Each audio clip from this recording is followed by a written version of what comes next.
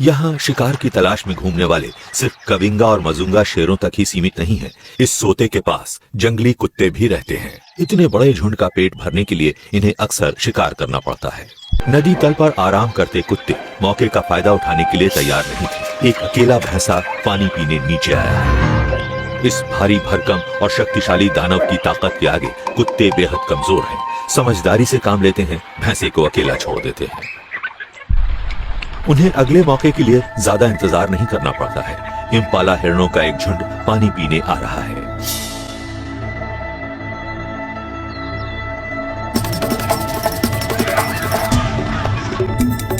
पीछा शुरू हो गया है। जब इतने सारे हिरण सामने हों तो इन कुत्तों को भोजन मिलना सुनिश्चित है। रफ्तार और पीछे लगे रहने की क्षमता ही इन कुत्तों की सबसे बड़ी ताकत है। जल्दी ही एक शिकार को गिराने में कामयाबी मिल जाती है। जल्दी ही शिकार को चट कर लिया गया है। अब सिर्फ हड्डियां ही बची है। बाद में खाए गए शिकार को उगलकर बच्चों को खिलाया जाता है। जैसे जैसे दिन चढ़ता है, इम्पाला हिरणों के कई झुंड पानी पीने आते हैं। मजुंगा झुंड बड़े ध्यान से उनका व्यवहार देख रहा है।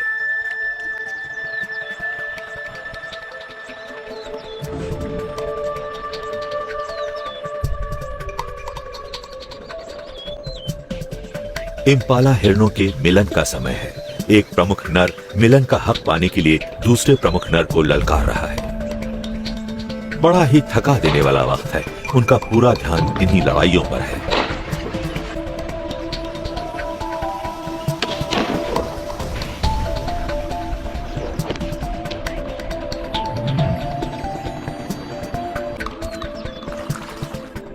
मजुंगा झुंड के लिए हमला बोलने का यह सही मौका है। उन्होंने खास खास जगहों पर मोर्चे संभालना शुरू कर दिया है।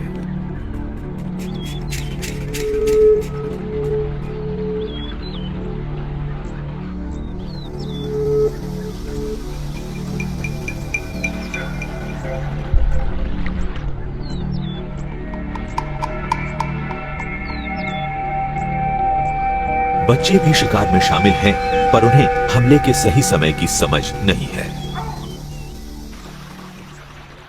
हमेशा की तरह पहली चेतावनी बाबूनों ने ही दी है। सोते के इर्द गिर्द सभी जीवों में भगदड़ मच गई है।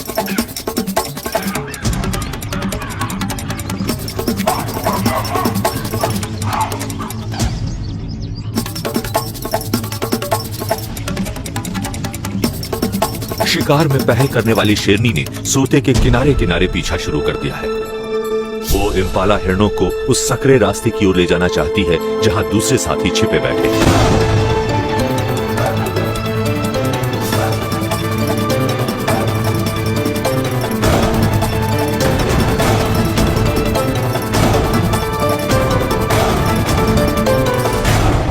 मजुंगा झुंड के लिए शिकार की ये रणनीति एकदम सही साबित हुई है।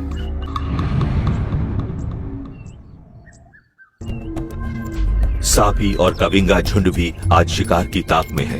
वे भी सोते के किनारे घात लगाए बैठे हैं। इस बार उनकी नजर वॉटहॉग शूकरों पर है जो इस खतरे से बेखबर है। बेखबर शूकर कविंगा झुंड के शेरों के पास से गुजर गए हैं।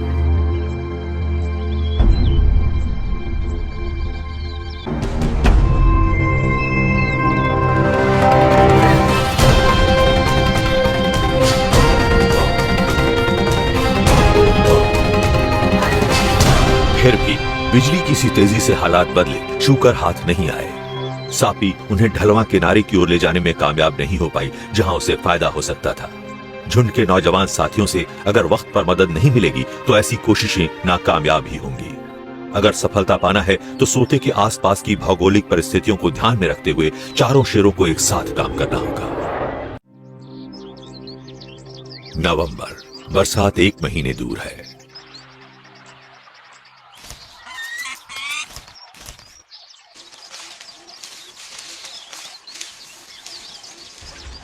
नवंबर की शुरुआत है। लाल चोंच वाले ऑक्सपेकर पक्षियों की आवाज ने भैंसों के एक और झुंड के आने की सूचना दे दी है। गलों में महीनों से जमी धूल से भैंसे परेशान हैं। कविंगा झुंड के शेरों की जानी पहचानी गंध की भी उन्हें परवाह नहीं है।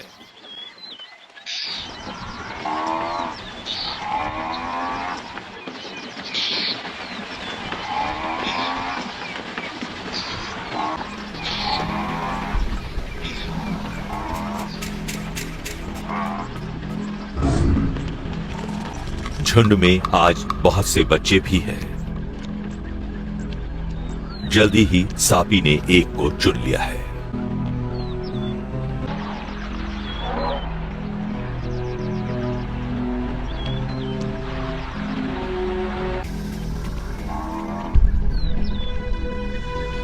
बबूनों ने शोर मचाना शुरू कर दिया है।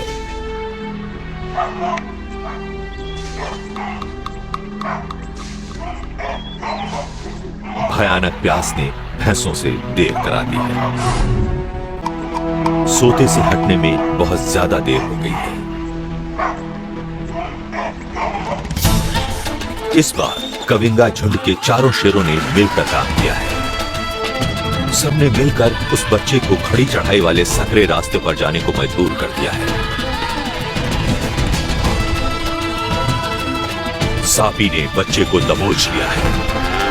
एक भैंस जो शायद बच्चे की मां है, बड़ी दिलेरी से अपने सींगों से सापी और मोया की तरफ वार करती है, पर इससे सिर्फ बच्चे को ही चोट लगती है। एक ताकतवर भैंसा कविंगा शेरों पर झपटता है, मगर शेर चालाकी से बच्चे को बीच में ले आते हैं। बेचारा बच्चा भैंसे के इस जोरदार वार का शिकार बन जाता है। नौजवान मोटो ने इस बार पहल की है। बच्चे का दम उसने घोटा है। आज सापी के बेटे के लिए खास दिन है। आज पहली बार उसने किसी शिकार पर जानलेवा शिकंजा कसा है। आज सापी ने अपना लक्ष्य हासिल कर लिया है। उसका परिवार मिलकर काम करने लगा है। आखिरकार कविंगा झुंड एक सुनियोजित सशक्त शिकारी दल बन गया है। सूखे मौसम के इन आखिरी दिनों में जाम्बेजी घाटी का तापमान बेहद बढ़ जाता है। गर्मी और खुश्की से जीना दूभर हो जाता है। शिकारियों का काम इन दिनों बहुत आसान हो जाता है। शिकार को भोजन की तलाश में दूर दूर तक भटकना पड़ता है। बुरी तरह थके हारे सोते पर पहुंचते हैं। सबसे ज्यादा परेशानी हाथियों के लिए होती है। इनकी पाचन प्रक्रिया बेहद धीमी होती है, इसलिए इन्हें बहुत ज्यादा भोजन की जरूरत होती है। एक थकी हारी हथनी का अपने बच्चे को इस तरह भाग्य के भरोसे अकेला छोड़ देना यहाँ आम बात है। अकेला और थका मांदा बच्चा जमीन पर गिर पड़ा है। मौत के इस मैदान में आज शिकारियों की तूती बोलती है।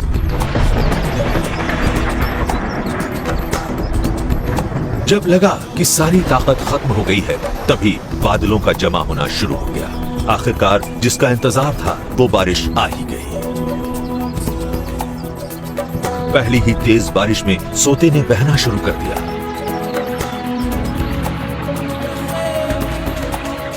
धीरे धीरे घाटी में हरियाली और वन्य जीवों का लौटना शुरू हो गया है। इस सूखे के मौसम में इस सोते ने अपनी जिम्मेदारी अच्छी तरह निभाई है।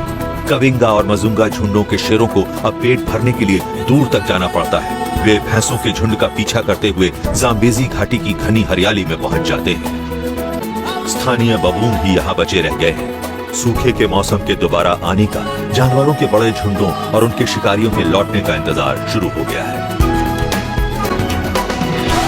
इन बचे खुचे जंगलों में जो मशहूर लड़ाइयां होती हैं, उनके बारे में भावुक होने की कोई जरूरत नहीं है। ये तो बस जिंदा बचे रहने और अपनी नस्ल को बचाए रखने की कहानी है, उन जीवों की जिनकी जिंदगियां आपस में जुड़ी हैं। ये सिलसिला सदियों से यूं ही चला आ रहा है। इस साल सूखे के मौसम में इस सोते ने हजारों जीवों की जान बचाई है। सभी को जीवनदायी पानी दिया है। कई खेल खेले गए। दिलेरी के कई कारनामे, रणनीति के कई ऐसे उतार चढ़ाव देखे गए जिनमें शिकारी शिकार को मात देने की कोशिश करते हैं। अब इस जगह को आराम की जरूरत है। दोबारा तरोताजा होने की जरूरत है, ताकि ये जगह एक बार फिर से शिकारियों के मौत के खेल का मैदान बन सके।